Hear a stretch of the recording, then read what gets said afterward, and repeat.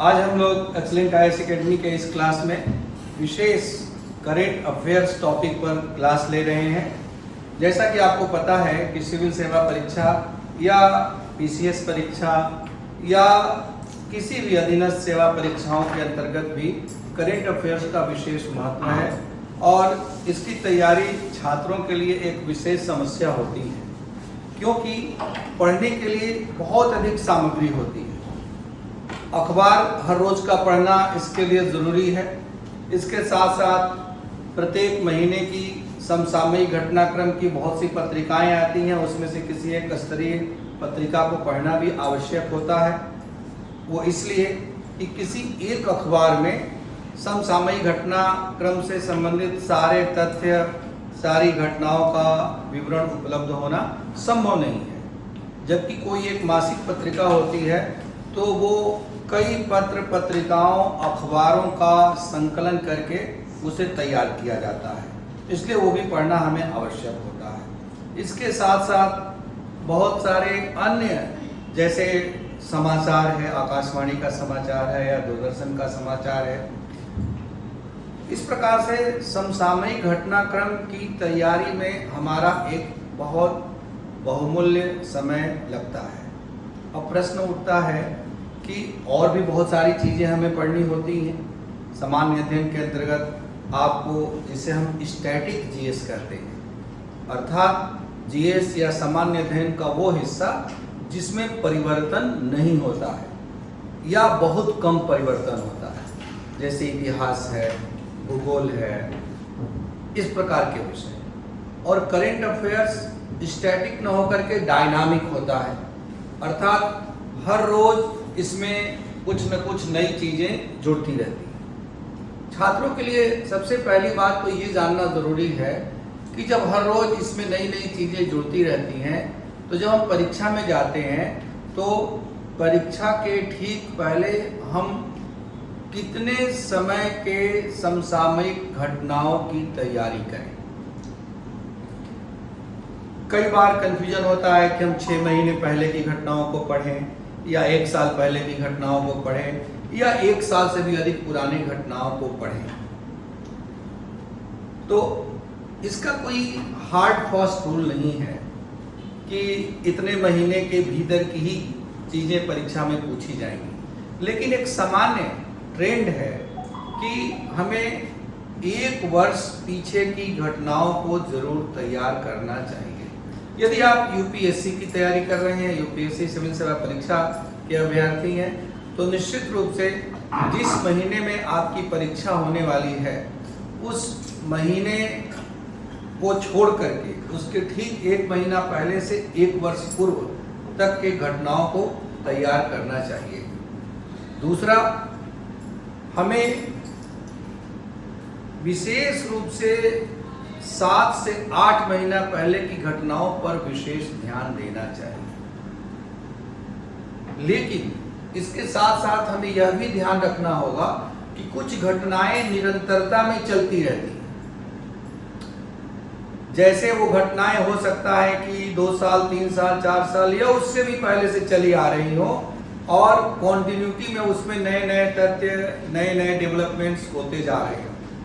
तो ऐसे में ऐसी किसी घटना के बारे में, ऐसे किसी विचार या विषय या मुद्दे के बारे में हमें यदि बेहतर ढंग से तैयारी करनी है तो मात्र 6 महीने या 1 साल पहले तक की घटनाओं को ही जानना पर्याप्त नहीं होगा, बल्कि हमें उसकी जड़ को समझना होगा। इसलिए वहाँ पर हमें 1 वर्ष से पहले के भी घटनाक्रम को जानना होगा, तभी हम विश्लेषणात्मक ढंग से उसका बेहतर रूप में उत्तर दे पाएंगे, विशेष रूप से मुख्य परीक्षा के अंतर्गत। आप सब जानते हैं कि प्रारंभिक परीक्षा और मुख्य परीक्षा, प्रीलिम्स एग्जामिनेशन और मेंस एग्जामिनेशन, दोनों के अंतर्गत बहुत महत्वपूर्ण भूमिका होती है करेंट अफेयर्स की। अभी मैंने बताया कि करेंट अफेयर्स के आमतौर पर 5 से 10% सवाल रहते हैं पूरे प्रश्न पत्र में, मिनिमम 5% और एज पर ट्रेंड एवरेज 10% सवाल रहते हैं, लेकिन कई बार 20% या उससे भी अधिक सवाल समसामयिक घटनाओं से संबंधित पूछ दिए जाते हैं। हो सकता है कि वो सीधे सीधे आपको न लगे कि समसामयिक घटनाक्रम से संबंधित सवाल है, लेकिन वो सवाल समसामयिक घटनाक्रम से अप्रत्यक्ष रूप से जुड़े होते हैं। उदाहरण के तौर पर जैसे मान लो कि आपने इंडियन पॉलिटी को तैयार किया। अब इंडियन पॉलिटी के अंतर्गत हमारे संविधान में कोई नया संशोधन हुआ हो या संसद के द्वारा कोई नया कानून बनाया गया हो, अब वो समसामयिक घटनाक्रम की चीज है। आपको लग सकता है कि तो पॉलिटी की चीज है, तो दोनों के अंतर्गत ये आता है। तो ऐसी घटनाओं को भी जोड़ दिया जाए तो कई बार 20% से भी अधिक सवाल समसामयिक घटनाक्रम के हो जाते हैं। और यहाँ पर ये हमें सावधानी बरतनी भी चाहिए कि जीएस के वे सारे पार्ट जो स्टैटिक के साथ साथ डायनामिक को भी कवर करते हों, उसमें हमें उस पार्ट की तैयारी करते समय साथ में ही उसके समसामयिक घटनाओं को भी देखते रहना चाहिए। उस तैयारी के साथ जो हाल के वर्षों में या एक वर्ष के भीतर उससे संबंधित नए तथ्य उसमें जुड़े हुए हों, उनको भी हमें तैयार करते रहना चाहिए। ये हमें जरूर ध्यान में रखना चाहिए ताकि हमारी कॉम्प्रिहेंसिव तैयारी हो सके, क्योंकि करंट अफेयर्स में कॉम्प्रिहेंसिव अर्थात समग्र तैयारी का बड़ा इंपॉर्टेंट रोल होता है। इसमें आप बहुत अधिक गेस नहीं कर सकते या बहुत अधिक सेट नहीं कर सकते। अब प्रारंभिक परीक्षा और मुख्य परीक्षा में करंट अफेयर्स का जो रोल है वह किस प्रकार का होता है। तो प्रारंभिक परीक्षा जैसा आप जानते हैं कि इसमें बहुविकल्पीय प्रश्न एमसीक्यू क्वेश्चंस होते हैं। तो बहुविकल्पीय प्रश्नों के अंतर्गत आपको डिस्क्राइब नहीं करना है, लिखना नहीं है। प्रश्नों के सही विकल्प उसमें दिए गए हैं, आपको उन सही विकल्पों जो भी 4 विकल्प है उसमें से सही विकल्प का चयन करना है। तो इसका मतलब ये हुआ कि प्रारंभिक परीक्षा के लिए करंट अफेयर्स की जब आप तैयारी करते हैं तो घटनाक्रम की जानकारी आपके लिए पर्याप्त है। यदि घटनाओं की जानकारी आपको है तो उसमें बहुत विश्लेषणात्मक एनालिटिकल एबिलिटी की आवश्यकता नहीं होगी, क्योंकि वहां पर आपको एनालिसिस नहीं करना है। यद्यपि तैयारी करने के दौरान, पढ़ने के दौरान ही यदि आप एनालिटिकल अप्रोच ले करके विश्लेषणात्मक दृष्टिकोण से तैयारी करते हैं तो आपके लिए और भी अच्छा होगा, क्योंकि प्रारंभिक परीक्षा के साथ साथ फिर मुख्य परीक्षा मेंस एग्जामिनेशन के लिए भी बैकग्राउंड आपका तैयार होता रहेगा।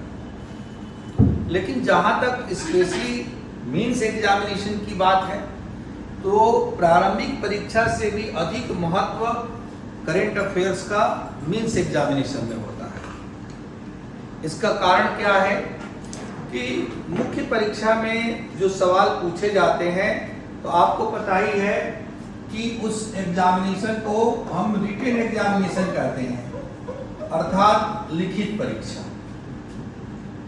तो वहां केवल टिक लगाने से काम नहीं चलेगा, बल्कि वहां पर आपको निर्धारित शब्द सीमा में 150 शब्दों में 250 शब्दों में आपको लिखना होगा, डिस्क्राइब करना होगा, इवैल्यूएट करना होगा। तो इसके लिए उस घटना की केवल तथ्यात्मक जानकारी, factual knowledge will not be sufficient. केवल तथ्यात्मक जानकारी पर्याप्त नहीं होगी, बल्कि उसके साथ साथ उसके सारे एस्पेक्ट्स, किसी भी घटना के कई एंगल होते हैं, उसका महत्व क्या है, उसका प्रभाव क्या है, उससे प्रभावित होने वाले कौन कौन से पक्ष हैं, समाज पर उसका क्या इम्पैक्ट होने वाला है, ओवरऑल उस घटना का अच्छा या बुरा, सकारात्मक या नकारात्मक परिणाम क्या होगा। इन सभी चीज़ों को ध्यान में रखते हुए मुख्य परीक्षा में सवाल पूछे जाते हैं। और स्टैटिक जीएस वाले क्वेश्चन के साथ ही उस प्रश्न के पार्ट के रूप में समसामयिक मुद्दों को भी जोड़ दिया जाता है। अर्थात दोनों का ज्ञान एक साथ होना जरूरी है, स्टैटिक जीएस का भी और उसके साथ साथ उससे जुड़े हुए समसामयिक मुद्दे का भी। जैसे मैं आपको एक उदाहरण के साथ बताएं कि राज्य व्यवस्था का ही उदाहरण लेते हैं। जैसे ये हो कि भारतीय संविधान एक परिसंघीय सरकार या राज्य की स्थापना करता है। Indian constitution establishes a federal type of government और स्टेट, बट नाउअडेज या इन रिसेंट ईयर्स, किंतु हाल के वर्षों में this federalism has been converted into a dominating central government. हाल के वर्षों में यह संघीय प्रणाली एक प्रभावी केंद्रीकृत प्रणाली के रूप में परिवर्तित हो गई है। तब हाल के वर्षों में तो केवल हम ये लिख देंगे कि हाँ हाल के वर्षों में ऐसा ऐसा हो गया, तो इससे परीक्षक के द्वारा हमें अच्छा नंबर नहीं दिया जाएगा। प्रमाणों के साथ हमें उत्तर देना होगा, कुछ घटनाओं का जिक्र करना होगा कि कहां पर राज्यों की स्वतंत्रता कम हुई है और केंद्र सरकार की भूमिका या केंद्र सरकार का हस्तक्षेप, इंटरफियरेंस इन स्टेट अफेयर्स, राज्य सरकारों के मामले में पहले से बढ़ा है और केंद्र सरकार डोमिनेटिंग पोजीशन में आई हुई है। उदाहरणों से हमें बताना होगा। यदि आप इससे सहमत हैं तो, और सहमत नहीं हैं तो आपको उसका जस्ट अपोजिट आर्गुमेंट देना होगा और लास्ट में आपको उससे संबंधित अपना एक स्वतंत्र मत मूल्यांकन के रूप में इवैल्यूएट करते हुए लिखना होगा। तो इसके लिए क्या जरूरी है कि पूरे घटना की आपको समझ हो और उस विचार की समझ हो। What is constitution, what is the concept of federalism, what is central government and dominating role of central government, ये सारी बातें आप जब जानेंगे तभी सही ढंग से उस प्रश्न का उत्तर लिख पाएंगे। तो कई चीजें तो होंगी जो ऑलरेडी आप पढ़ेंगे स्टैटिक के अंतर्गत।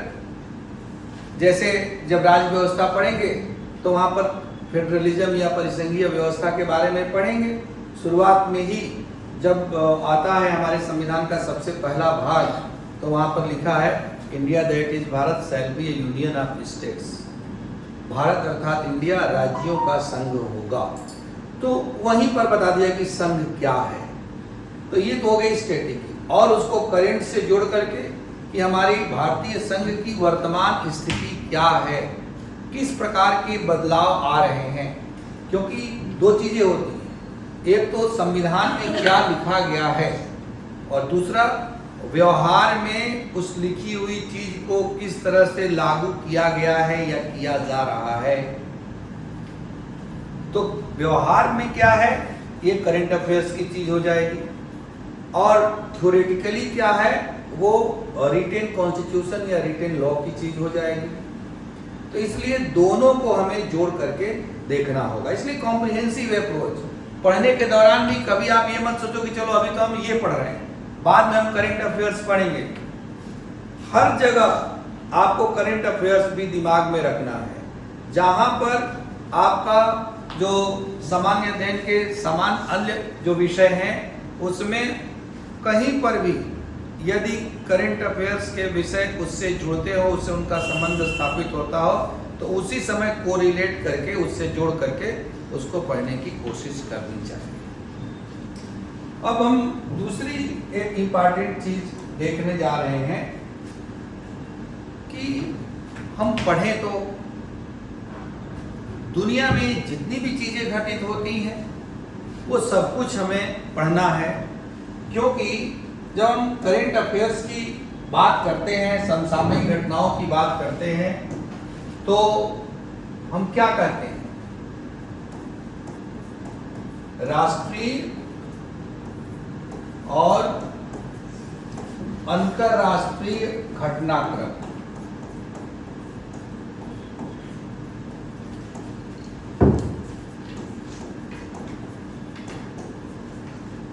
अर्थात देश के भीतर और देश के बाहर भी विश्व के पैमाने पर घटित होने वाले घटनाओं का क्रम, घटनाक्रम, क्योंकि कई घटनाएं ऐसी होती हैं जो लंबे समय तक चलती रहती हैं, हर रोज उनमें कुछ न कुछ चीजें जुड़ती रहती हैं, एकाएक वो शुरू होती हैं, एक ही दिन खत्म नहीं हो जाती। इसीलिए घटनाक्रम, क्रम एक सीक्वेंशियल ऑर्डर है, तो हमें उस ढंग से ही उसको तैयार करना। ये नहीं कि घटना एक दिन पढ़ लिए, अब उसके बाद हमने उसको पढ़ा नहीं और उसके बाद उसमें बहुत सारी बातें नई नई जुड़ गई हों।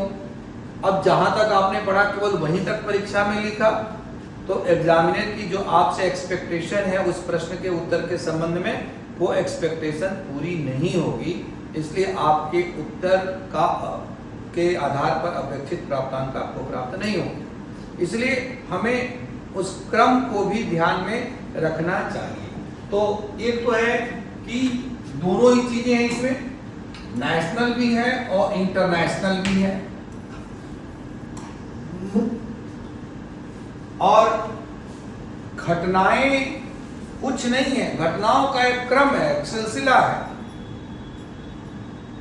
और अभी मैंने बताया कि पूरे लगभग एक वर्ष की घटनाओं को भी हमें देखना है, और विशेष परिस्थितियों में बहुत महत्वपूर्ण मुद्दे जो लंबे समय से चले आ रहे हैं, तो एक वर्ष से पीछे की भी चीजों को भी हमें देखने की जरूरत पड़ सकती है।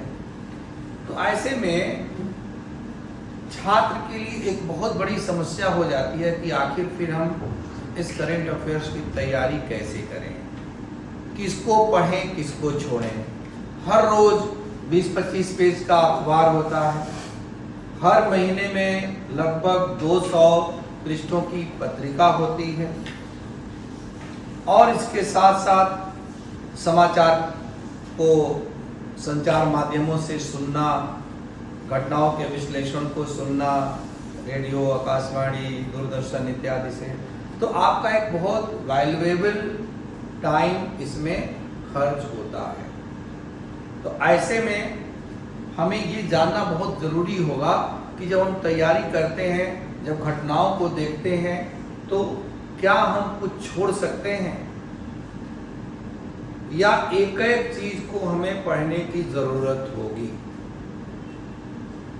ये बहुत महत्वपूर्ण चीज है समझना। यदि आप इसको समझ लेते हैं तो करंट अफेयर्स की तैयारी करना आपके लिए कंपैरेटिवली इजी हो जाएगा। और यदि आप हर रोज पहले पेज से आखिरी पेज तक अखबार पढ़े जा रहे हैं, पत्रिका में पहले पेज से लेकर के आखिरी पेज तक पत्रिका के एक चीज पढ़े जा रहे हैं, तो एक तो आपका बहुत कीमती समय लग रहा है, दूसरा दूसरी चीजों को पढ़ने के लिए आपके पास टाइम भी कम पड़ेगा, क्योंकि केवल करंट अफेयर्स तो नहीं है, इसके साथ भी और बहुत सारी चीजें हैं। आपको ऑप्शनल भी पढ़ना होगा, आपको निबंध की भी तैयारी करनी होगी, इसके साथ साथ स्टैटिक जीएस की भी तैयारी करनी होगी, लैंग्वेज के भी पेपर्स होंगे, प्लस सेकंड पेपर सीसेट का पेपर होगा, इसमें कॉम्प्रिहेंशन है, मैथ्स है, रीजनिंग है, ये सारी चीजें होंगी। तो इसलिए करंट अफेयर्स पर ही अपने पूरे समय को आप लगा नहीं सकते।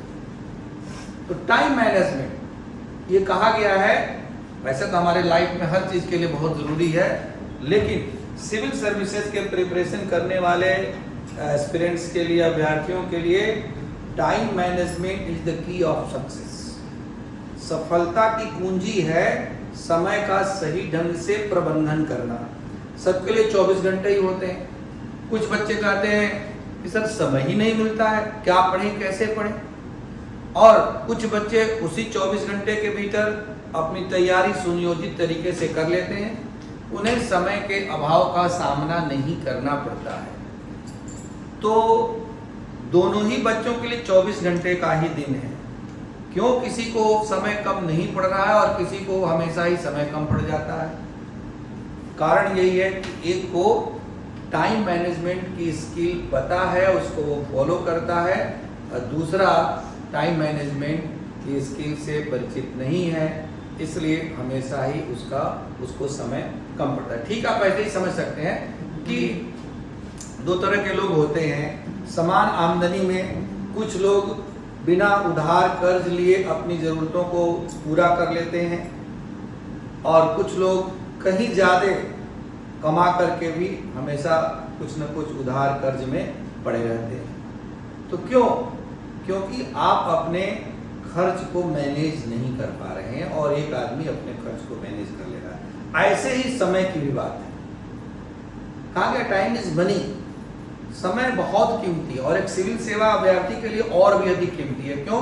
क्योंकि आपको सीमित समय में तैयारी करनी है। प्रारंभिक परीक्षा और उसके बाद मुख्य परीक्षा के बीच में बहुत समय नहीं रहता, 2.5-3 महीने का समय है, इसी में आपको पूरी तैयारी करनी है।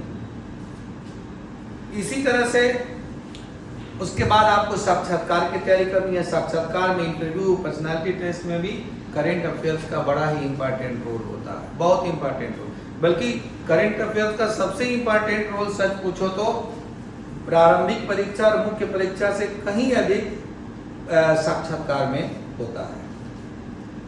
तो इसलिए आपको अपने समय को हमेशा ध्यान में रखते हुए ही करंट अफेयर्स की तैयारी करनी है। अब मैं आपको यही बताने जा रहा हूं कि कैसे आप करंट अफेयर्स की तैयारी कम समय में बेहतर ढंग से कर सकते हैं, जिसके लिए जानना जरूरी है कि करंट अफेयर्स में भी किस चीज को पढ़ें और किस चीज को ना पढ़ें, किस चीज को छोड़ दें। देखो, कहा गया कि everything under the sky is current affairs. जो कुछ भी आसमान के नीचे घटित होते हुए हम देख रहे हैं, अपने शहर में, अपने प्रदेश में, अपने देश में या दुनिया में कहीं पर भी, वो सब कुछ करंट अफेयर्स है। तो क्या ये सब कुछ किसी एक आदमी के लिए पढ़ लेना, याद कर लेना, समझ लेना संभव है? हम सुपर ह्यूमन तो हैं, तो फिर हमें कुछ न कुछ तरीके निकालने होंगे और इस तरीके को हम समझ सकते हैं करंट वर्ल्ड के माध्यम से। करंट अफेयर्स जब हम कहते हैं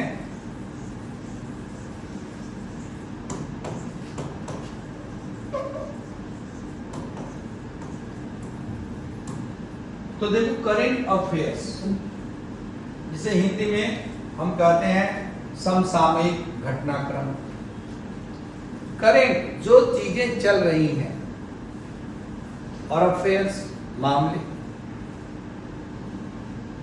अब करंट अफेयर्स में जो करंट वर्ल्ड है, ये करंट वर्ल्ड में जितने भी लेटर्स हैं,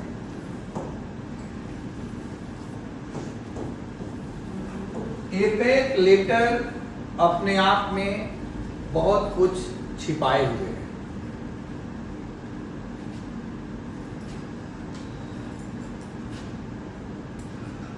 जैसे देखिए,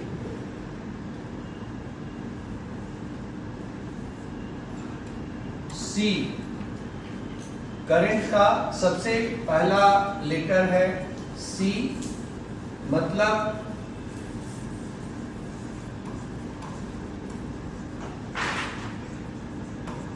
कॉम्प्रिहेंसिव। ये ऐसा नहीं है कि करंट एब्रिविएटेड चीज है किसी चीज का। ये मैंने खुद बच्चों को समझाने के लिए, खुद करंट को एक्सप्लेन करने के लिए मैंने खुद से ये डेवलप किया है। जब सिविल सेवा परीक्षा के अंतर्गत करंट अफेयर्स पढ़ाने के लिए जब सबसे पहली बार मैं क्लास में गया, तो मैंने सोचा कि बच्चों को कैसे ढंग से बताया जाए। जब मैं इलाहाबाद में क्लास ले रहा था तब की बात है, उस समय मैंने ये सोच करके बच्चों को एक्सप्लेन किया, और वो यदि आप फॉलो करते हैं तो आसानी से करंट अफेयर्स बेहतर ढंग से तैयारी कर सकते हैं। तो कॉम्प्रिहेंसिव, कॉम्प्रिहेंसिव का मतलब क्या होता है? समग्र, मतलब टोटल, मतलब कि हर चीज पर आपको नजर रखनी है। एक कॉम्प्रिहेंसिव अप्रोच, टोटलिटी में आपको देखना होगा, टुकड़ों टुकड़ों में बांट करके चीजों को नहीं देखना होगा। आपका जो नजरिया है, आपका जो दृष्टिकोण है घटनाओं के घटित होते हुए उनको देखने के संबंध में, तो समग्रता के साथ आपको देखना होगा सारे एंगल, उसका सामाजिक पक्ष, उसका राजनीतिक पक्ष, उसका आर्थिक पक्ष, उसका सांस्कृतिक पक्ष, हर पक्ष को ध्यान में रखते हुए उस घटना को देखना होगा। आपके लिए वो घटना केवल एक घटना मात्र नहीं है। एक सामान्य आदमी के लिए, एक सामान्य व्यक्ति जो केवल इंटरेस्ट के लिए अखबार पढ़ता है, उसके लिए कोई घटना घटना है, लेकिन एक सिविल सेवा अभ्यर्थी के लिए कोई घटना घटना नहीं है। वो अपने आप में बहुत सारी चीज़ों को समाहित किए हुए हैं। तो उन सारी चीज़ों के संदर्भ में उस घटना पर हमें नज़र डालनी है। इसे हम कहेंगे कॉम्प्रिहेंसिव अप्रोच या समग्र दृष्टिकोण। तो करंट अफेयर्स में बहुत ज़रूरी है कि हमारा जो नज़रिया है, हमारा जो दृष्टिकोण है, वो समग्र होना चाहिए। दूसरी चीज़ है यू, तो अप टू डेट।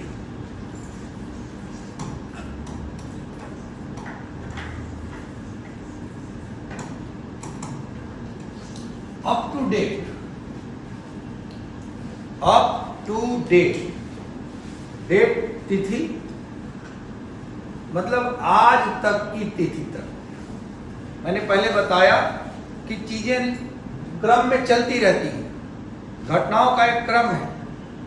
तो जहां से भी आपने उसकी शुरुआत की, परीक्षा होने के पहले तक, आप उस तिथि तक, जब तक कि आप परीक्षा हाल में जाते हैं, उस समय तक के हो सके तो उसके डेवलपमेंट को ध्यान में रखें, उसकी जानकारी रखें। एटलीस्ट तब तक जब तक कि वो पेपर बन चुका होगा। हम मान के चलते हैं कि लगभग 1 महीने पहले तक का डेवलपमेंट तो जरूर ही हमारे ध्यान में होना चाहिए। इसी को कहते हैं अप टू डेट। अक्सर आपने सुना होगा अप टू डेट नॉलेज, वो हमेशा अप टू डेट रहते हैं।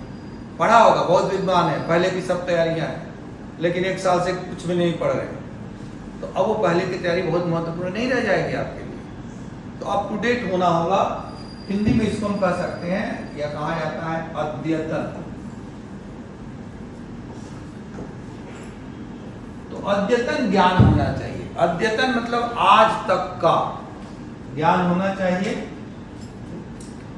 तो जब कभी भी आप करंट अफेयर्स पढ़ें तो करंट अफेयर्स में समग्रता के साथ पढ़ें और प्लस पढ़ करके छोड़ न दें। एक सिलसिलावार रूप में उस तैयारी को अद्यतन बनाए रखें, लगातार अप टू डेट होते रहें। करंट में तीसरा जो लेटर है वो है आर। 2 आर है। तो रेलिवेंट,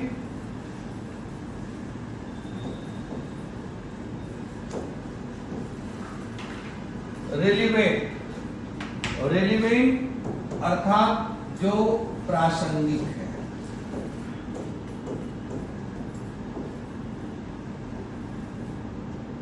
प्रासंगिक, प्रासंगिक का मतलब क्या है? रेलिवेंट का, ये बहुत इंपॉर्टेंट चीज है करंट अफेयर्स के अंतर्गत। प्रासंगिक जैसे बहुत सी घटनाएं रोज घटित होती हैं, लेकिन उन घटनाओं में हर घटना एक सिविल सेवा अभ्यर्थी के लिए या भावी प्रशासक के लिए प्रासंगिक नहीं होती। तो फिर कौन सी घटनाएं प्रासंगिक होती हैं भाई? तो जिनका पूरे समाज से, पूरे देश से या पूरे दुनिया से संबंध हो, जिनका प्रभाव समाज के या तो पूरे हिस्से पर पड़ता हो, पूरे समाज पर पड़ता हो, या समाज के बहुत से लोगों पर पड़ता हो। इंडिविजुअल चीजें, इंडिविजुअल घटनाएं, चाहे वह कितने भी 2 उद्योगपतियों के बीच की बात क्यों ना हो, यदि उन घटनाओं का प्रभाव केवल उन्हीं दो लोगों पर पड़ रहा है तो वो घटना हमारे लिए सिविल सेवा के अभ्यर्थी के लिए बहुत महत्वपूर्ण नहीं है। जैसे मान लो कि अंबानी के बेटे की शादी हुई, अनंत अंबानी की, तो आपने देखा रोज अखबारों में था, सारे टीवी चैनल पर भी आ रहा था, मीडिया पूरा उसकी आवश्यकता से ज्यादा कवरेज कर रहा था। लेकिन एक सिविल सेवा अभ्यर्थी के लिए उस घटना का कितना महत्व था? तो जीरो, नथिंग। क्योंकि एक व्यक्ति की शादी किससे हुई, उसमें कौन कौन से लोग आए, कितना खर्चा हुआ, इससे देश या समाज के लोगों के ऊपर कोई खास फर्क सकारात्मक या नकारात्मक नहीं पड़ने वाला है। इसलिए सामान्य रुचि के रूप में हल्की फुल्की जानकारी हो गई, वो बात अलग है। इंटरव्यू वगैरह में कभी कभी हल्के सवाल भी पूछ दिए जाते हैं, तो वहाँ बहुत कम संभावना वहाँ पर, लेकिन फिर भी मैं मान लूँ। इसलिए केवल सामान्य एक मोटी जानकारी, एक फैक्चुअल नॉलेज, बस, इससे अधिक नहीं, क्योंकि वो प्रासंगिक नहीं है। या गॉसिप होते हैं, गॉसिप, चटपटे समाचार, सनसनीखेज समाचार। आजकल बहुत रोज आप देख रहे हैं त्रिशा शर्मा के रहस्यमय परिस्थितियों में मौत का समाचार अखबारों में भी, दूरदर्शन पर भी पूरा छाया हुआ है। तो ये जो घटना है, इस घटना का सामाजिक संदर्भ है, तो उस एंगल से हम इस घटना पर दृष्टि रख सकते हैं। जैसे इसका संदर्भ क्या है कि हमारे समाज में नारियों की क्या स्थिति है, परिवार के भीतर पुरुष प्रधान समाज में एक बहू को किस प्रकार की परिस्थितियों का सामना करना पड़ता है, या दहेज प्रथा क्या आज़ादी के इतने सालों बाद भी, कानून बनने के बाद भी अभी भी नारियों के जीवन को इतना अधिक प्रभावित कर रहा है कि वो आत्महत्या करने के लिए विवश हो जाए। समाज ऐसी चीज़ों को किस नज़रिए से देखता है। तो इस एंगल से निबंध वगैरह लिखने के लिए ये घटना का कहीं हम दृष्टांत के रूप में इस्तेमाल कर सकते हैं, लेकिन प्रारंभिक परीक्षा में फैक्चुअल नॉलेज के रूप में शायद ही इससे कोई सवाल पूछा जाए। तो इसका जो इस घटना के पीछे का देखा जाए कि जो वैचारिक पहलू है, उस वैचारिक पहलू को हमें देखना होगा, उस पर हमें चिंतन मंथन करना होगा। इसके बारे में क्या होना चाहिए, आपसे खुद सुझाव पूछा जाए तो आप क्या दे सकते हैं, इस ढंग से आपको इसके बारे में पढ़ना होगा। न कि त्रिशा शर्मा कौन थी, तो कहाँ की रहने वाली थी, तो कहाँ पर किया, तो सीबीआई जांच कर रही है क्या, इस सब चीज़ों के बारे में कोई भी सवाल आपसे नहीं पूछे जाए। तो इसलिए डे टू डे में इस घटना का अखबारों में चाहे जितना ज़्यादा उल्लेख हो, आपको बहुत ज़्यादा ध्यान देने की ज़रूरत नहीं है। तो कहने का आशय ये कि कोई भी चीज़ जो प्रासंगिक हो देश के, समाज के, दुनिया के अधिकांश लोगों के लिए, चाहे राजनीतिक दृष्टि से, चाहे आर्थिक दृष्टि से, चाहे सामाजिक दृष्टि से, चाहे कल्चरल पॉइंट ऑफ व्यू से, सांस्कृतिक दृष्टि से, उन घटनाओं को हमें देखना होगा। गॉसिप न्यूज जिससे अखबार भरे पड़े रहते हैं, या समाचार चैनल, टीवी चैनलों पर दिन भर वही सब चीज़ें करते रहते हैं, उसकी कोई ज़रूरत नहीं। सलमान की शादी होगी कि नहीं होगी, कब होगी, किससे होगी, इससे कोई मतलब नहीं है दूर दूर तक। तो ऐसी चीज़ों से बचना है। और जो तीसरा आर है वो है रिफ्लेक्टिव।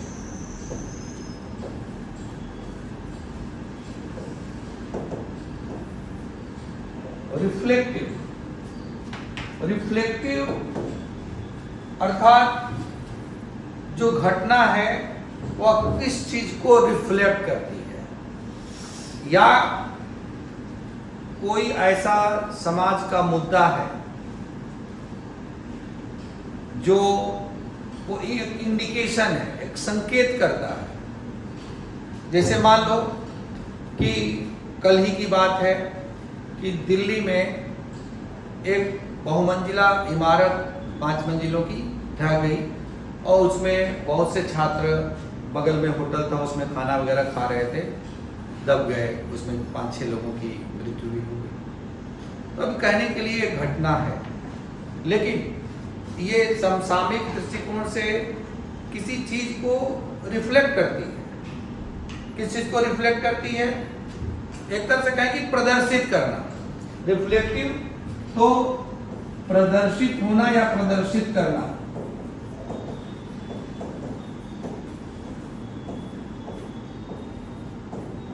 कि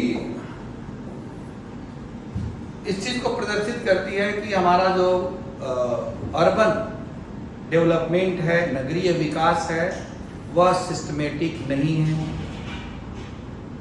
रेगुलेटेड नहीं है, जिसको जहां जैसे मन करता है कंस्ट्रक्शन कर लेता है। सुरक्षा के जो मानक हैं उन सुरक्षा के मानकों को ध्यान में नहीं रखता है। तो जो रूल रेगुलेशन लॉ बनाए गए इस संबंध में उनका पालन नहीं किया जाता है। उन कानूनों का पालन करवाने के लिए जो सरकारी संस्थाएं हैं, रेगुलेटरी एजेंसीज, वो अपना काम ठीक से नहीं कर रही हैं। तब इस प्रकार के अवैध कॉलोनियाँ और इस प्रकार के भवनों का अनुचित ढंग से बिना नक्शा पास कराए निर्माण इत्यादि किया जा रहा है। तो ये एक मुद्दा है इसमें। तो ये रिफ्लेक्ट करता है चीजों को। तो इस प्रकार से हमें ये ध्यान रखना होगा कि जब कोई घटना हम पढ़ते हैं तो क्या वह किसी चीज को रिफ्लेक्ट करता है। जब कोई पब्लिक इंटरेस्ट या लार्जर पब्लिक इंटरेस्ट, जनता का हित या व्यापक रूप से जनता का हित किसी चीज में निहित होगा तो निश्चित रूप से वह किसी न किसी मुद्दे को रिफ्लेक्ट करता है। यदि ऐसा नहीं है तो घटनाएं घटित होती रहती हैं। वो घटनाएं देश के लिए, शासन प्रशासन के लिए बहुत महत्वपूर्ण नहीं है। उसको हम हल्केपन से देख सकते हैं या ऑलमोस्ट उसको हम नेग्लेक्ट भी कर सकते हैं। अब करंट में 3 और लेटर रह गए। ENT,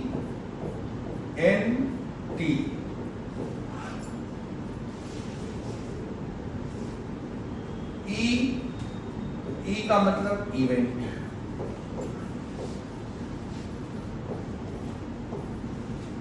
आप जान ही रहे हैं इवेंट का मतलब घटना।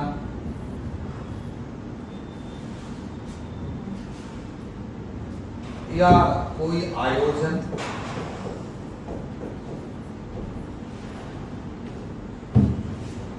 दोनों ही अर्थों में इवेंट शब्द का हम प्रयोग करते हैं। तो करंट अफेयर्स के अंतर्गत हम ऐसे बहुत सी घटनाओं का, बहुत से आयोजनों का उल्लेख हमसे अपेक्षित होता है। आए दिन अनेक प्रकार की घटनाएं घटित होती हैं, जिसमें से कुछ अच्छी घटनाएं भी होती हैं, कुछ दुर्घटनाएं भी होती हैं।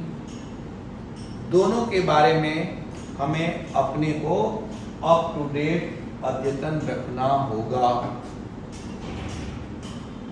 अब देखो, घटनाएं तो घटित होंगी, हम कितनी घटनाएं पढ़ेंगे, तो ये हम कैसे छाटेंगे कि किन घटनाओं को पढ़े और किन घटनाओं को छोड़ दें। तो इसके लिए हमें क्या करना होगा? तो इसके लिए हमें देखना होगा कि whether those events are relevant and reflective or not. क्या वे घटनाएं प्रासंगिक हैं या किसी मुद्दे को प्रदर्शित करती हैं या नहीं। यदि ऐसी कोई घटना है जो प्रासंगिक है, जो मुद्दों को प्रदर्शित करती है, देश समाज को प्रभावित करती है, दुनिया के लोगों को प्रभावित करती है, तो वे घटनाएं निश्चित रूप से हमारे अध्ययन का विषय होंगी। यदि ऐसा नहीं है, केवल कोई बहुत लोकल चीज है या इंडिविजुअल चीज है, उसको हम, ऐसी घटनाओं को हम नजरअंदाज कर सकते हैं। तो इससे बहुत सारा करंट अफेयर्स के अंतर्गत जो अखबारों में सामग्री आती है या टीवी चैनल पर आती है, उनको हम छोड़ सकते हैं। इस बात को, इस कसौटी पर उसको कस करके कि क्या ये रेलिवेंट है या क्या ये रिफ्लेक्टिव है शासन के लिए, प्रशासन के लिए, प्रशासनिक अधिकारी के रूप में, समाज के एक जिम्मेदार व्यक्ति के रूप में, क्या ये सब जानना हमारे लिए जरूरी है? यदि है मतलब रिफ्लेक्टिव है, रेलिवेंट है। यदि नहीं है तो रिफ्लेक्टिव रेलिवेंट नहीं है, इसलिए उसको हम छोड़ सकते हैं। ऑलमोस्ट 50% ऐसी घटनाएं होती हैं अखबारों में जो स्थानीय जनता के लिए लोकल घटनाएं होती हैं, जिनका नेशनल या यहाँ तक कि स्टेट लेवल पर भी इंपॉर्टेंस नहीं होता है। तो इसलिए उन घटनाओं को आप छोड़ सकते हैं। तो अखबार का कम से कम जो आधा स्पेस है, आप तो इस आधार पर ही छोड़ सकते हैं। तो आपका पढ़ने का कम हो जाएगा, जो समय बचेगा उससे जिन घटनाओं को पढ़ना उसको ज्यादा फोकस के साथ पढ़ सकेंगे, या उस टाइम को आप अपनी स्टैटिक जीएस के पार्ट पर इन्वेस्ट कर सकते हैं। अब इसमें एन क्या है? एन, तो एन नेम्स,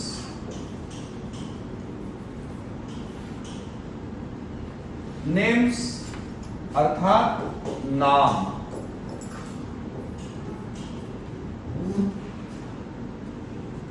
अब आप देखें कि नेम्स या नाम प्लूरल में है, केवल एक नाम नहीं है, नेम्स। तो बहुत से नाम, अब ये जो नाम है बहुत से और बहुत प्रकार के होंगे। परीक्षा में, विशेष रूप से प्रारंभिक परीक्षा में और साक्षात्कार में, समसामयिक घटनाक्रम के अंतर्गत जो प्रश्न पूछे जाएंगे उसमें बहुत से नाम होते हैं। फॉर एग्जाम्पल, चर्चित व्यक्ति, पर्सन इन न्यूज। किसी भी मंथली मैगजीन में देखोगे तो उसमें एक कॉलम होता है हर महीने में, चर्चित व्यक्ति। तो उस महीने में जो लोग चर्चित रहे उनके बारे में सवाल पूछे जा सकते हैं। अब चर्चित व्यक्ति कौन?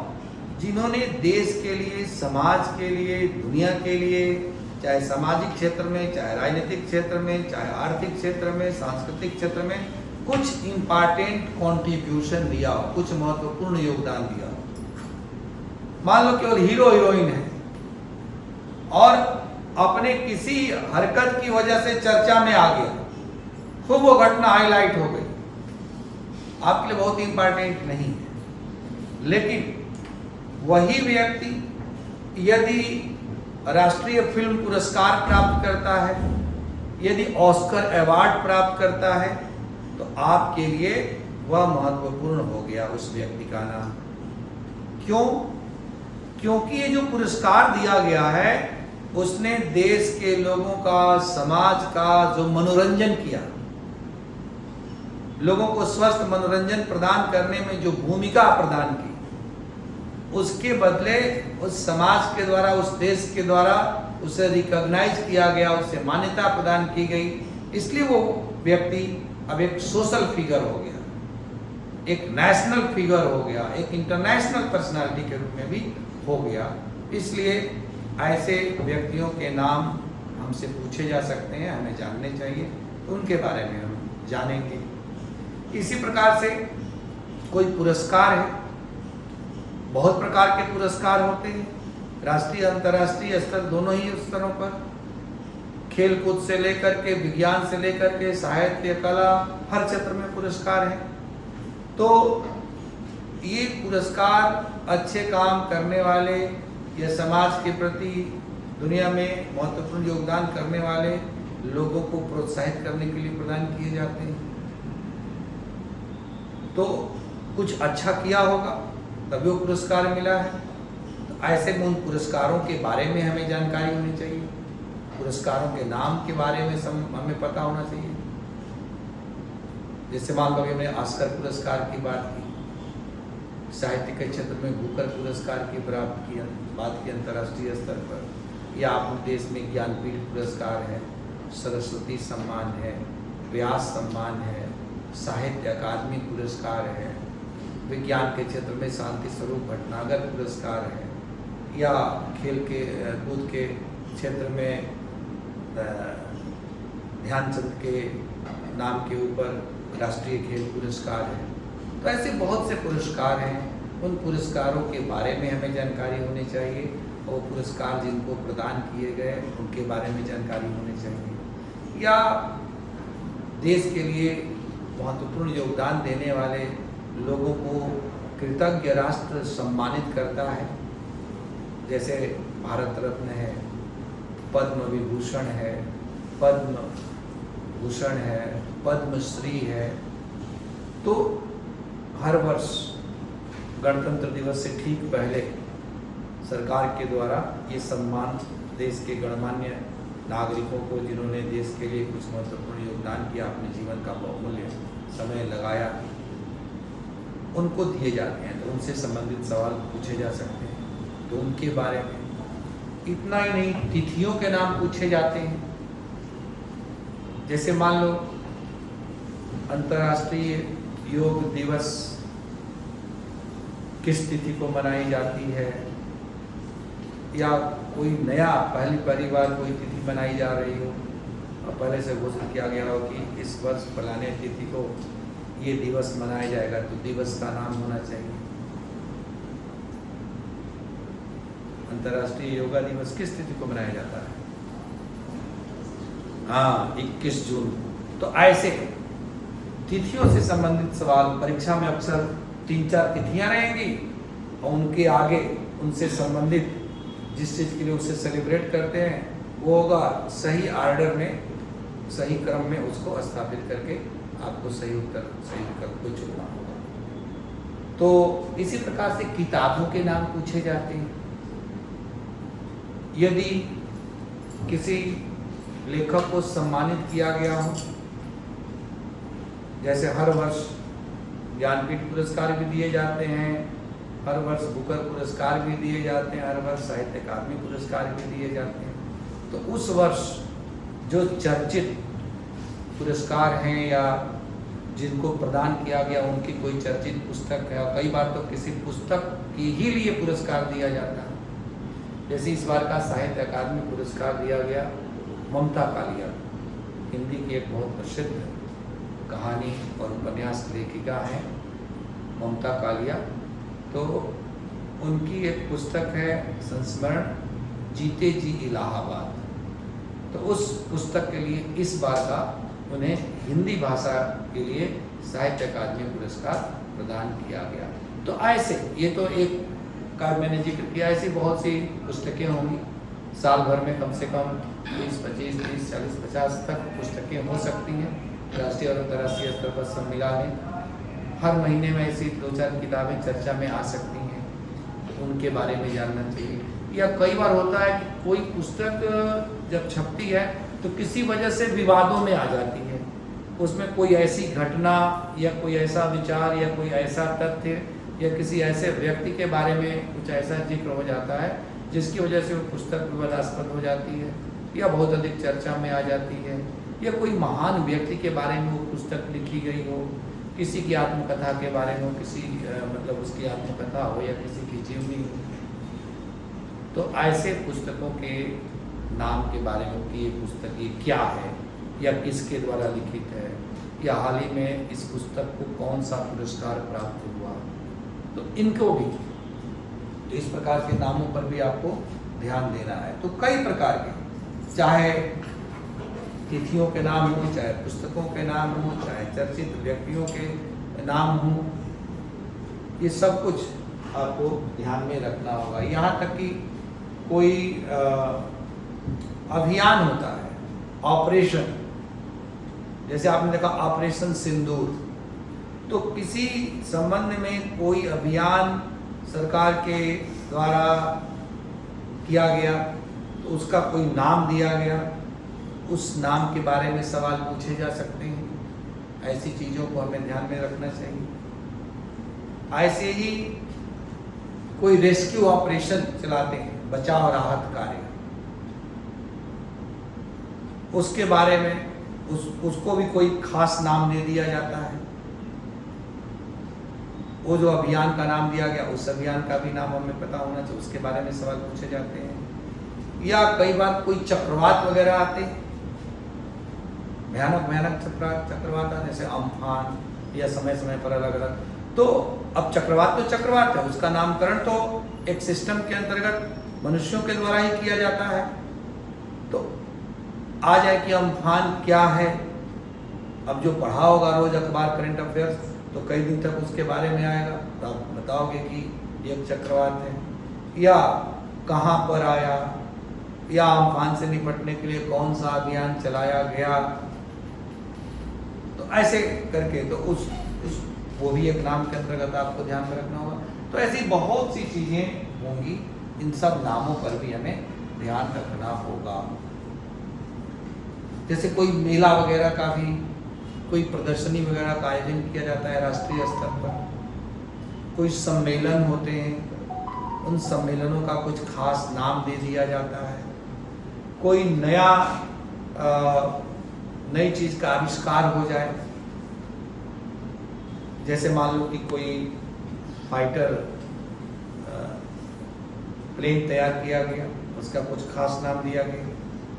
कोई नया सुपर कंप्यूटर बना, उसका कोई खास नाम दे दिया गया, तो आ जाएगा कि ये क्या है। खेलों के अंतर्गत जब किसी राष्ट्रीय अंतर्राष्ट्रीय स्तर का आयोजन होता है तो उसका शुभंकर होता है, उसका कुछ नाम दे दिया जाता है। किसी चीज़ का मोटो होता है, उसका कुछ नाम दे दिया जाता है। तो इन सब नामों पर हमें ध्यान रखना चाहिए, उनसे संबंधित सवाल पूछे जाते हैं। तो बहुत इम्पॉर्टेंट एक एस्पेक्ट है नामों का करंट अफेयर्स के अंतर्गत। और टी है टर्म्स एंड टर्मिनोलॉजी।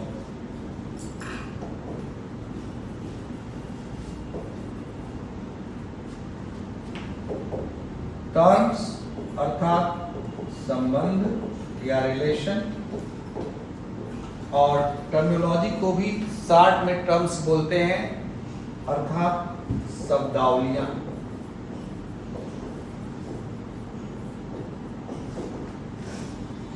पारिभाषिक शब्दावलियां विशेष रूप से, जैसे बहुत सारी चीजों का संक्षिप्त रूप तैयार कर दिया जाता है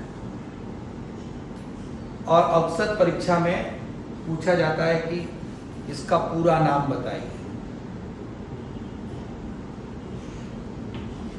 तो उन शब्दावलियों के बारे में भी हमें जानकारी होनी चाहिए, क्योंकि बड़े बड़े नाम होते हैं, तो उसका शॉर्ट फॉर्म तैयार कर दिया जाता है।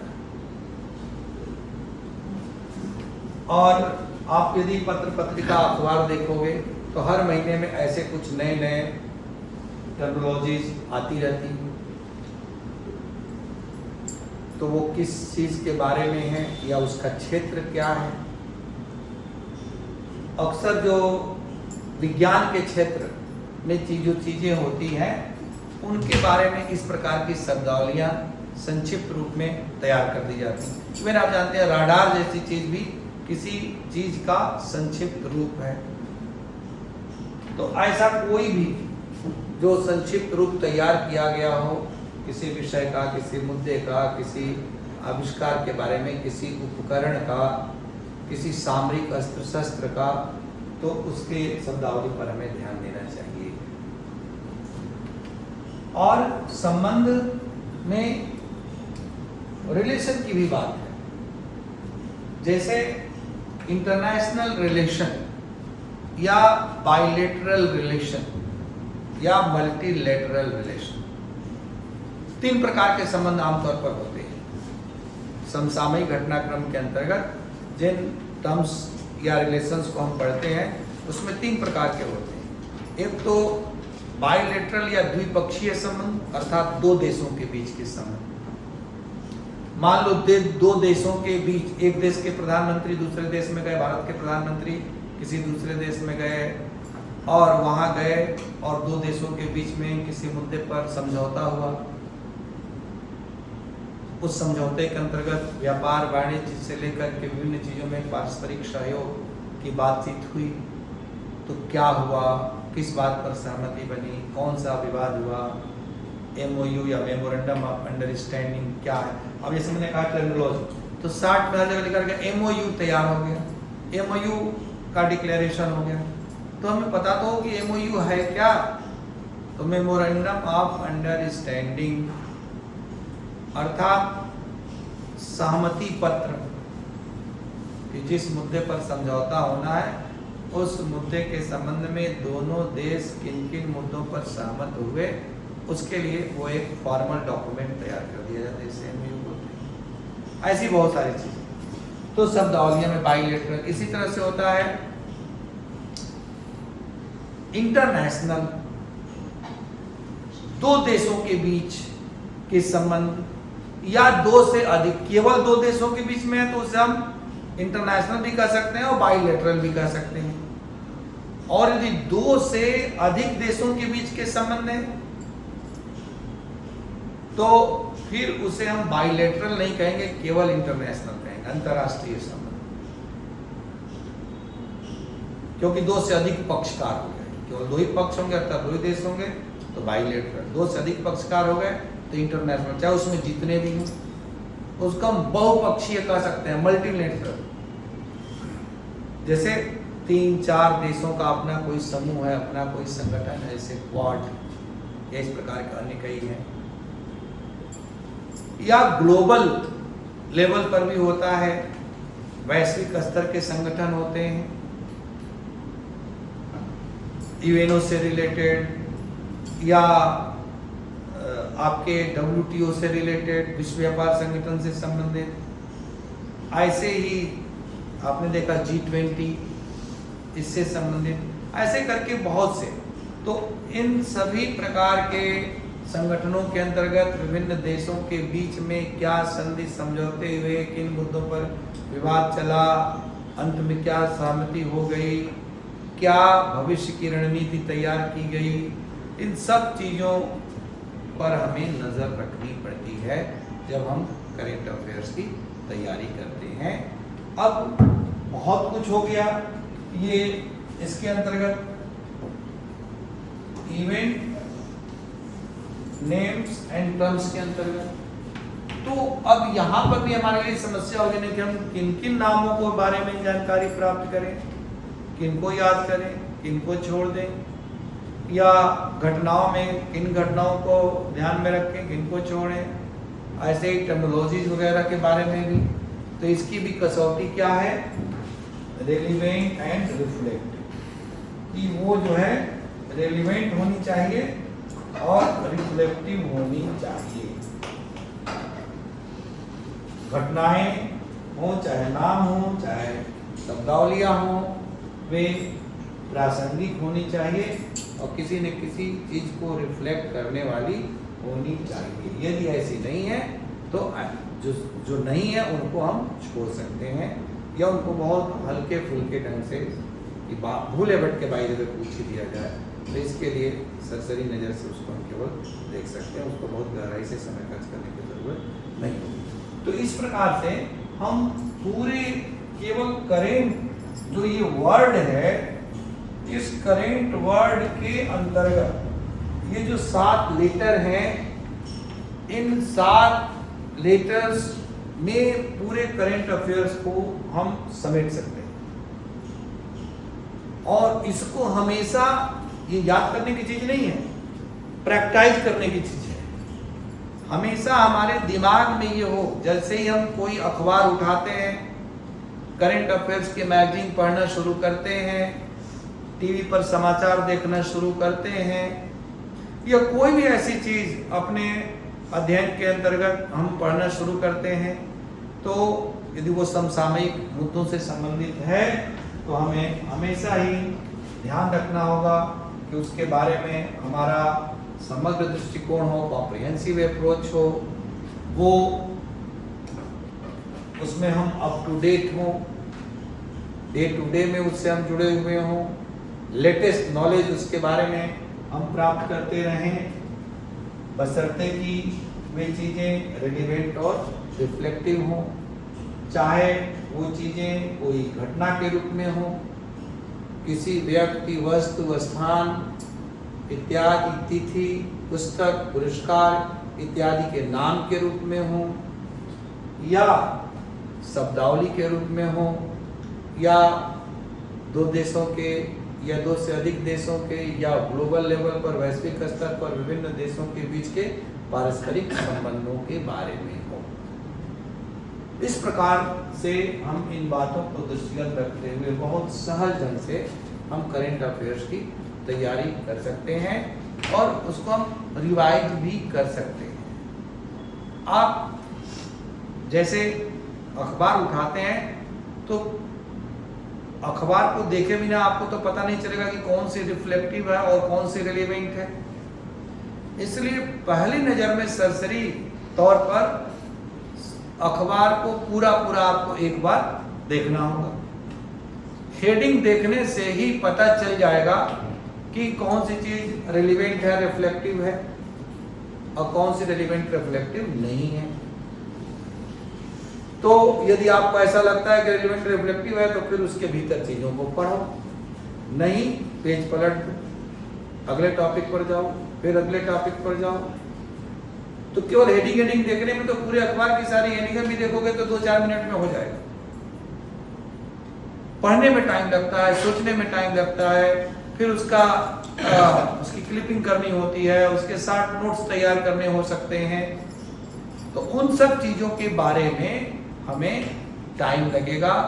तो ऐसी सब चीजों को छोड़ने के बाद, मतलब अखबार को एक बार सरसरी निगाह से पढ़ लें, सुबह ही पढ़ लें, अधिक से अधिक 10 से 15 मिनट में, इससे ज़्यादा नहीं। और फिर फुर्सत से नोट्स बनाने के पॉइंट ऑफ व्यू से या उसको समझने, उसको याद रखने के नज़रिए से फिर फुर्सत से अखबार को पढ़ें। कितना देर तक पढ़ें, क्या पढ़ें, तो एक तो ये अखबार के ऊपर डिपेंड करता है।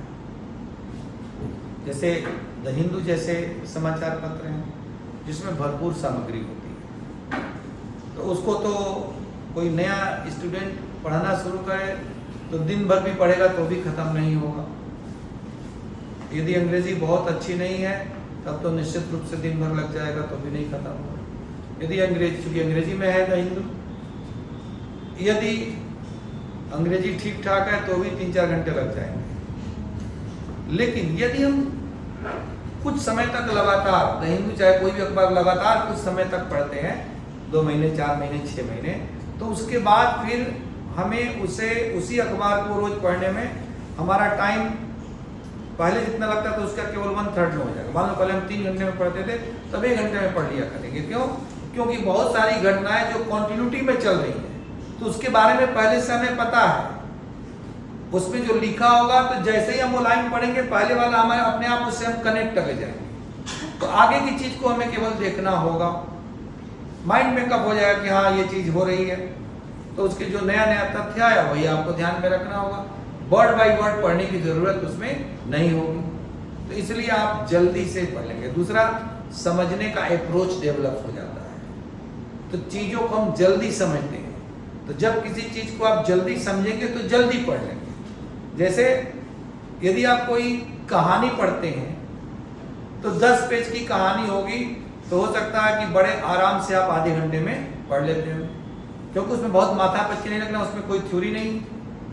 लेकिन वही यदि आप कोई टॉपिक पढ़ रहे हैं, चाहे हिस्ट्री का हो, पॉलिटी का हो, ज्योग्राफी का हो, इकोनॉमी का हो, और वो 10 पेज ही पढ़ना है, तो हो सकता है कि आपको 1 घंटा भी कम पड़ेगा, क्योंकि उसमें आपको समझना है, उसके बारे में आप नहीं जानते हैं, तो ज़्यादा टाइम देना पड़ेगा।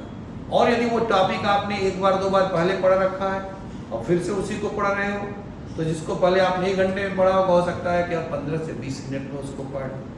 तो ऐसे ही यहाँ पर भी होगा कि जब आप रूटीन में अखबार पढ़ोगे, क्योंकि कई बार बच्चे घबरा जाते हैं कि तो पूरा अखबार ही पढ़ने में दिन भर लग जा रहा है, तो शेष पाठ हम कैसे पढ़ेंगे।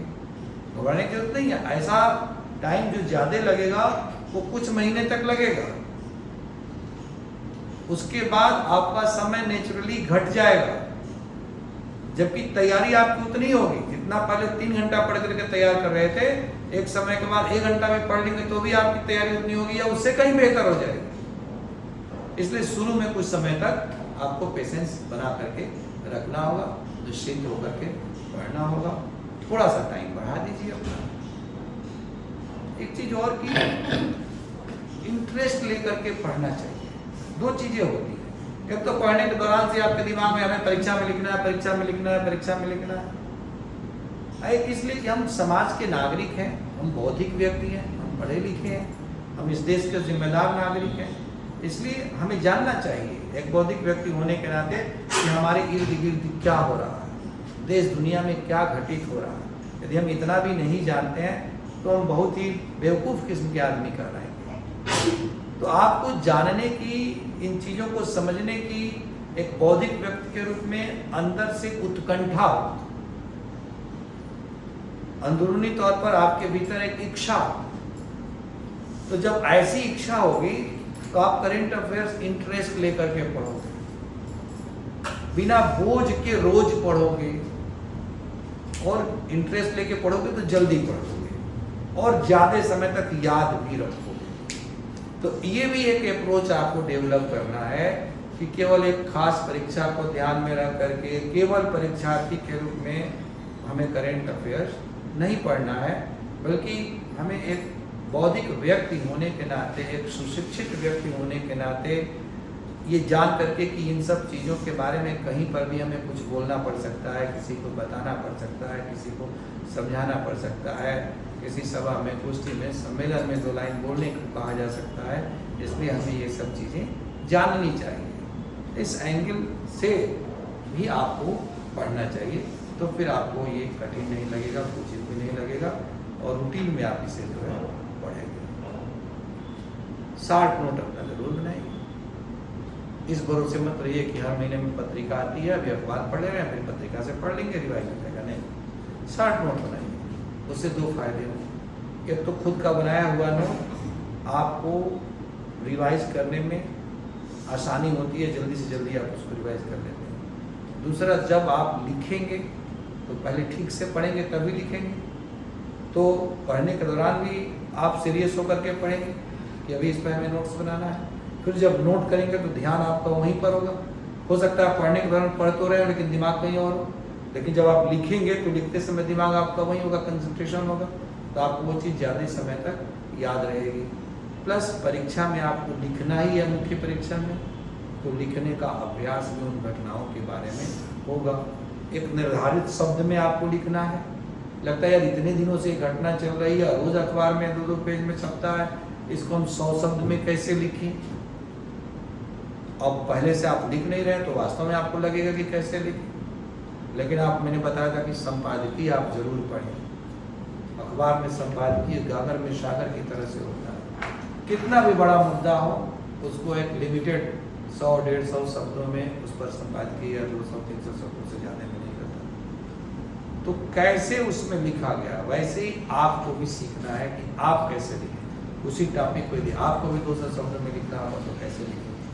जब पढ़ेंगे और पढ़ने के बाद खुद लिखेंगे प्रैक्टिकल लेवल पर, तो धीरे धीरे अभ्यास हो जाएगा। हमेशा ध्यान रखें, पहली बार में कोई चीज़ नहीं होती है। Practice makes a man perfect. हम प्रैक्टिस करके, निरंतर सतत प्रयास और अभ्यास करके पूर्णता को प्राप्त कर सकते हैं, सिद्धि को हासिल कर सकते हैं। हम लोग अक्सर कहते हैं कि किसी का फर्स्ट अटेम्प्ट में सिलेक्शन हो गया। नहीं, फर्स्ट अटेम्प्ट में सिलेक्शन होने का मतलब ये नहीं है कि उसने पहली बार पढ़ा और पहली बार में सिलेक्ट हो गया। बिल्कुल नहीं। ये कहो कि प्रैक्टिस करते करते परफेक्ट होने के बाद ही वो पहली बार एग्जाम में बैठा, इसलिए सिलेक्ट हो गया। तो उसके लिए बहुत पहले से उसने पढ़ाई की, बहुत बार उन चीजों को पढ़ा, बहुत बार उन चीजों को लिखा, उसके बाद फाइनली उसने फॉर्म भरा एग्जाम में लिखने के लिए, इसलिए पहली बार में सेलेक्ट। प्रयास सभी को करना पड़ता है, सतत प्रयास करना पड़ता है। सफलता की कोई जादुई छड़ी नहीं है या कोई ऐसी पुड़िया नहीं है कि जिसको पी लिया जाए और एक ही बार में जादू की तरह से आपने सब कुछ समझ लिया और सब कुछ जाकर के लिख दिया 6 महीने में आप IAS। इवन जो 21-22 साल में भी जो IAS बनते हैं तो उनकी रणनीति, उनका जो मार्गदर्शन ऐसे ढंग से किया जाता है कि वो कक्षा 5-6 से ही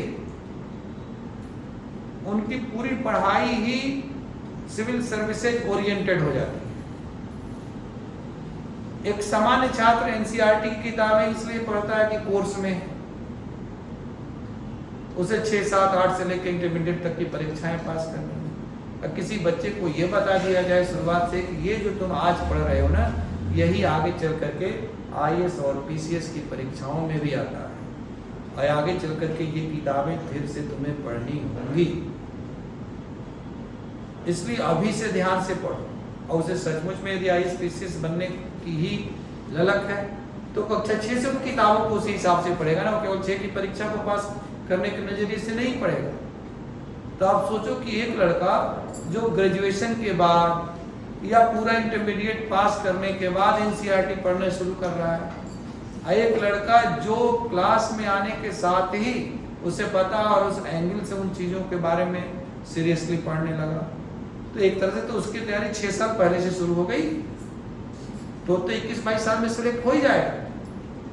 इसीलिए स्ट्रेटजी या रणनीति का हमारी सफलता में बहुत महत्वपूर्ण योगदान होता है। ये हमेशा ध्यान रखें। स्ट्रेटजी बना करके यदि आप जीवन के किसी भी क्षेत्र में, केवल सिविल सर्विसेज की तैयारी में ही नहीं, जीवन के किसी भी क्षेत्र में यदि आप एक वेल